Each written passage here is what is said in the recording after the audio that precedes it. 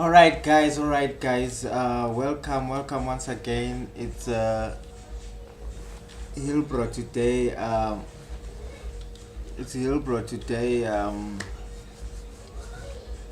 Pa! Okay, guys. Thank you so much. Thank you so much. Wait, let me see. Okay.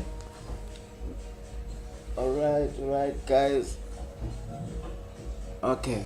Thank you, guys. All right, guys. This is Hillbro today. Studios broadcasting live from Hillbro. So guys, the reason why I'm going live right now is just to encourage Zimbabweans, all Zimbabweans. Please, let's get ready to go and vote. Those that are registered to vote, let's get ready to put our transport monies, sort out all the traveling logistics so that we go and vote. Please, it's very important. It doesn't matter who you are going to vote for, because it's your own secret, but we encourage people to make the right choices. Right, the right choice is depends on you. You are the one who knows that this is the right choice for me. But after making that choice, please, after the voting process has been completed, we don't want people to start complaining, yet they are the ones who voted. Right, listen, voting is like this. If we've got 5 people in a room and they are supposed to vote, right, listen guys, listen. If 3 people vote for, and there are 2 candidates to be voted for, if 3 people vote for candidate A and 2 people vote for candidate B, it's very simple, guys. Candidate A will win. So let's not get complaints from those 3 people that voted candidate A in, to say maybe they made a wrong choice and all those things. Remember that your choice will last maybe for the next 5 years. You will have to enjoy it. So make a right choice. Whatever choice you make, be happy with it for the next 5 years. Right, and those who will make a choice of voting candidate B, and the candidate B gets only 2 votes and loses, right, there's nothing you can do. Voting process is like that. The majority will rule. If the majority makes a mistake, which means the minority will have to suffer the consequences of the majority's mistakes. So guys, that's what I'm trying to do to you, to encourage you today. Please, let's go and vote. Those who are registered, and those that are not registered and they were given enough time to go and register, and they had means to travel and go and register, and they did not go to register, we don't want to hear them complaining tomorrow saying, hey, the people, those who voted wrongly. No, why didn't you go yourself and make your own vote also count? You understand? So guys, this is very simple. If you wanted to participate in a voting process, you must be registered. If you did not register because you couldn't, I know there are people who couldn't move, who didn't have traveling logistics. Let me tell you something. Some people think that people in South Africa, they are enjoying themselves, they have money, it's just that they are not coming back home. But if they want to come back home anytime, no, it's not like that, guys. Some of the Zimbabweans in South Africa, they are struggling in South Africa. There's some of them, they even sleep without eating some days. Some of them even stay on the street. Some of them don't have a place to stay. But the reason why they move from Zimbabwe to South Africa is just because they have hope that maybe if we get to South Africa, we'll get greener pastures. Greener pastures, it simply means better opportunities. So in Zimbabwe, the chance for you to get better opportunities is very slim, because maybe it's not there anyway, but I can say it's very slim, because we cannot say there are no opportunities at all in Zimbabwe. In Zimbabwe, opportunities are there. It's just that maybe the mechanism of bringing all these opportunities to be accessible to everyone. That's the only challenge that people are facing, to get that, to penetrate the system to an extent that they also are afforded a chance to, you understand. So to the leaders of Zimbabwe, both ruling party and opposition parties, listen. As Zimbabweans, we want to come back home. As Zimbabweans, we want to build our Zimbabwe. But it can never happen if the leaders are not working towards helping the people to help themselves. So we are urging our leaders. I know the voice is, we normally don't get a voice to air out our concerns, air out our opinions, or let me say, there is no one who will listen to you if you are not if you are not an influential person, or let me just put it in this way, let's say if you are not a celebrity or somebody who is popular. Yeah, if you are not popular, your voice is most of the times not listened to, right? Talk less of someone without money. If you have no money, you don't have a voice. It's just working like that. Whether it's politics, whether it's whatever, church gatherings, whether it's whatever. If you don't have money, you don't have a voice. In every area in this world, money is the answer of everything. So listen, guys, those that are ruling us at top there, me, I believe that every ruler is put by God. God will put every ruler in a particular time for a particular purpose. And that's what the Bible says anyway. So I believe what is in the Bible. So the leaders that we have now, some of us, or some people, let me say, some people might feel like they are not their favorite, or they don't like them, or some people might feel like they are their favorite, they like them. But listen, at the end of the day, listen, as Zimbabweans, we have a chance. Let me tell you the truth, we have a chance to become, I think the first independent country in Africa. There is no country that attained independence in Africa yet, because we were depending on, during colonialism, we were depending on our colonizers for survival.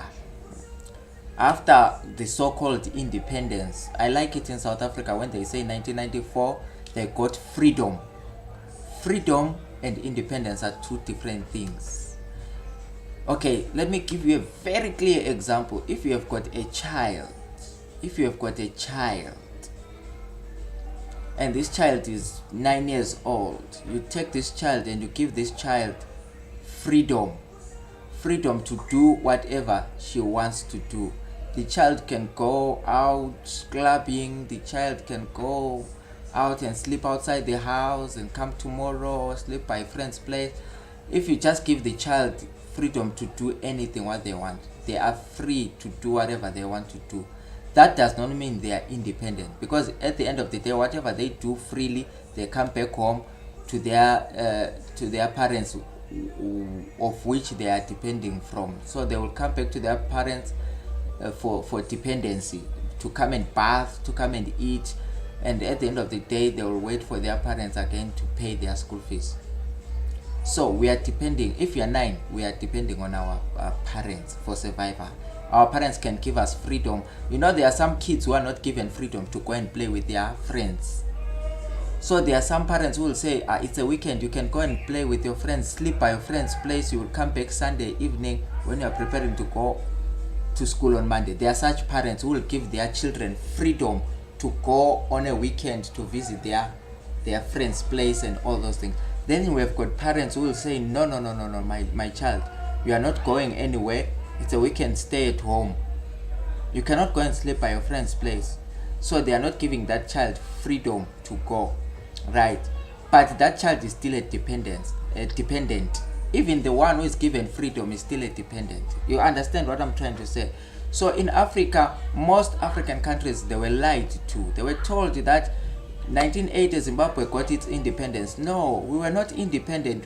We were free, because remember, before 1980, Zimbabweans, especially the blacks, let me say the blacks, were not allowed to walk on the pavements. Imagine, imagine in town, you are not allowed to, if you are black, you are not allowed to walk on the pavement, and some other things that blacks were not allowed to do during the colonial era.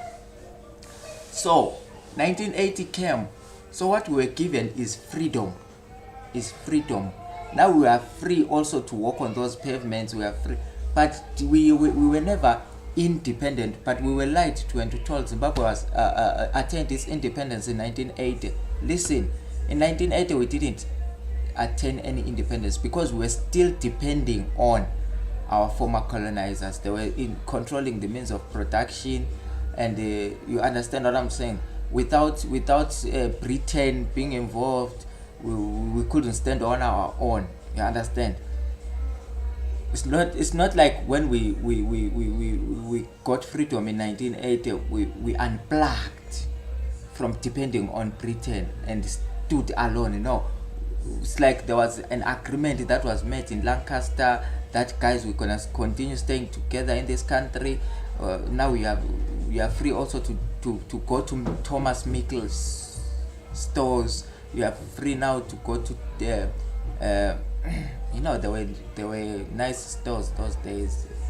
The Bon Marchés. I don't know if black people were allowed even to go to Bon Marchés before 1980, of which I doubt. Okay, so listen, after 1980 we could access all those, as black people could access all those, some services. There were some areas that were for white people only, suburbs for white people. If you're a black man and you were seen on those suburbs, it was a crime. So listen, long in short, guys, Zimbabwe has a chance of becoming the first independent country in Africa, of which, if it happens, we will be looking forward to having all our African brothers across Africa joining us to fight for their independence. When I say independence, I mean to stand alone, because Zimbabwe has been sanctioned. It doesn't get any financial help from all these big financial institutions, IMF, World Bank, and all these things. Zimbabwe has been isolated, right? Of which we agree. We agree that we have been isolated. So this is a chance for us to come up with a mechanism to make ourselves to be able to stand on our own without depending on. That's now what we call independence. Independence means not depending on IMF and World Bank and all those things. So basically, guys, what I'm trying to say to you is, look, don't think that in this generation we are fools. No, we might not be active in political parties or in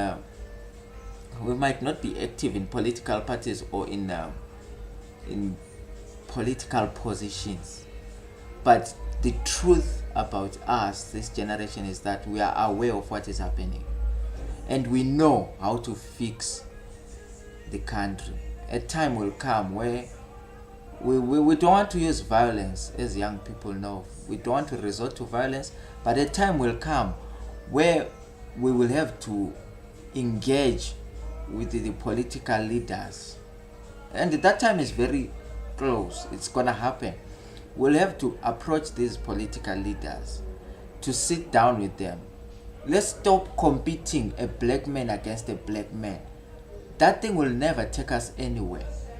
All opposition parties, according to me, we are supposed to sit on a boardroom table together with the ruling party. Listen, results after elections is okay, guys. Results after elections is the outcome. We must live with it, right?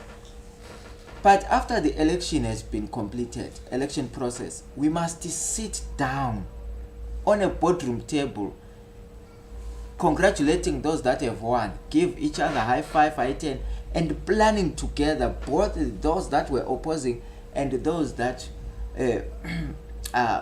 were at the current ruling party and those that are opposing the current ruling party, or those that will win and those that were opposing the winners. So we must sit down on a boardroom table let me tell you, there is nowhere where we are going if we are not involving the young people. And we mustn't involve them politically, but we must involve them economically, in the economy of our country. We must involve the young people economically. What do I mean?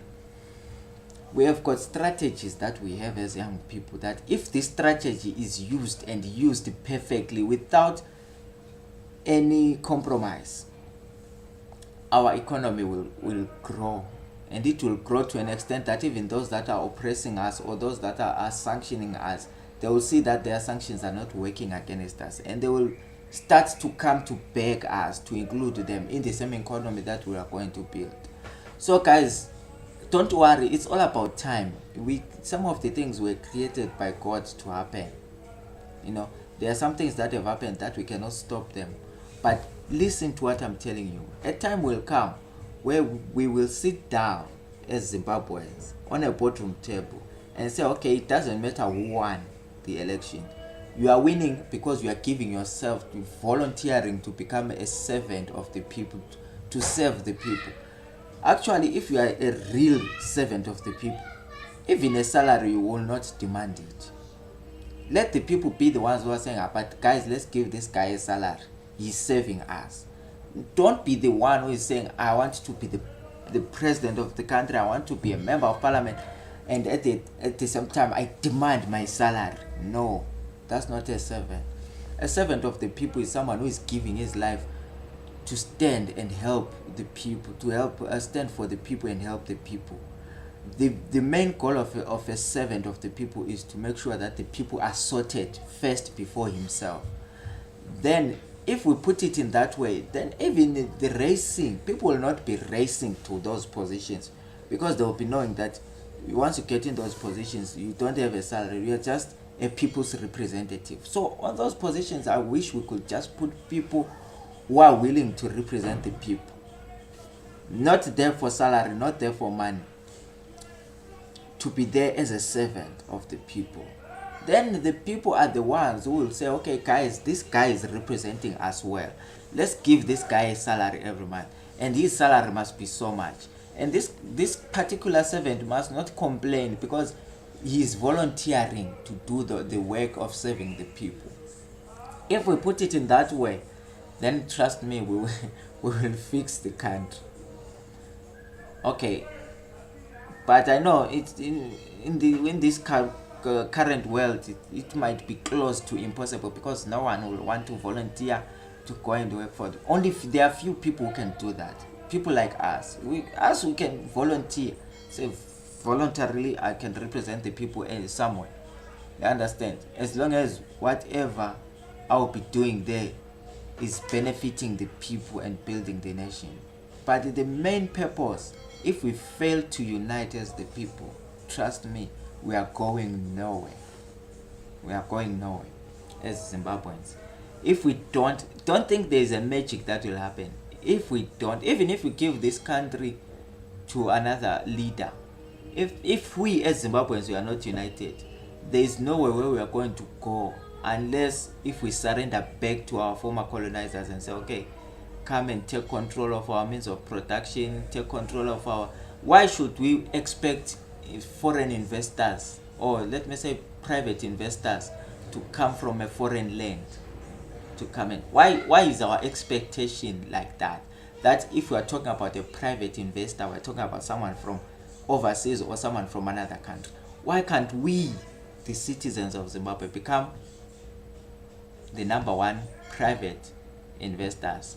And don't do it singularly. Let's do it as a united team, as one people, working together, building our nation, because the nation is down now. We cannot dispute that.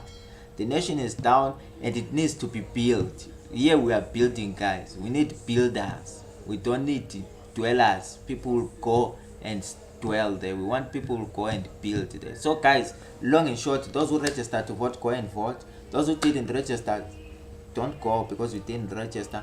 Whatever outcome comes out, let's not fight against each other. Let's not kill each other for positions. Let's not spill blood because of elections. Guys, let's unite. Let's work together. Zimbabweans, we can do it. we can do it. Now we are like destitutes across the world. You go to this world, to this country, you are there as a destitute. It's like you are a burden also to that country, because already that particular country has got its own people also uh, who are also waiting on the waiting list of benefiting from what you left your country to go and benefit from. If it's a job, there are also people from that country who are also on the waiting list to get a job, right? If it's whichever country, whether South Africa or across the world, whatever country, there are people from that country that are also waiting to benefit from the system of their country. So if we go as Zimbabweans, imagine millions of us, we are going across countries. Some of us, we are going with passports. Some of us, we are going without passports. At the end of the day, you get arrested there. You must see what is happening in these countries. People are getting arrested for not having papers. From day to day. Some are deported. Some find themselves a way out. We don't know how. We don't want to speak things here on on YouTube, and when they ask us where is the proof, we don't have the proof of it. Yeah, even if you know it's true but you don't have proof of it, then just keep quiet about it. It's none of your business. So guys, what I'm trying to say is we need to unite Africans, and it might feel like impossible to unite with the whole Africa, but trust me, we can unite. We can unite nation by nation. Start by uniting every country, people in the citizens of that particular nation. Let them be a one team, unbeatable team. When all the other countries in the world speak about that nation, we don't expect this opposition party to speak their own way, the other opposition party to speak their own direction, then the ruling party speak their own direction, then these ones, pressure groups, speak their own direction, YouTubers speak their own direction, Facebookers. At the end of the day, just mumbo jumbo, directionless thing. But if all of us as a nation, we say, guys, we are uniting to have one voice, what we are doing one thing together.